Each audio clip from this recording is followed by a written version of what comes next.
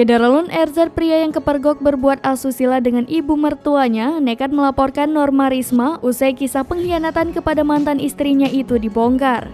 Kisah perselingkuhan menantu dan mertua masih menjadi perbincangan hangat publik tanah air. Kini, usai kisahnya viral, mantan suami Norma Risma yang berinisial RZ dikabarkan mengalami depresi. Tak hanya itu, RZ juga telah melaporkan mantan istrinya tersebut ke pihak berwajib.